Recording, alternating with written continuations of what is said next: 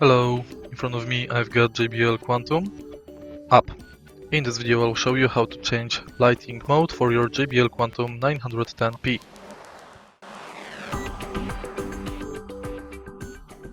In the beginning, let's go to lighting. Now you can turn lighting off or on. Then you can enable advanced mode, synchronize or desynchronize all lights, change tempo, duration, and tempo for notch, ring and logo. Also, you can change lighting type. And that's basically it. If you find this video helpful, please leave like, comment and subscribe.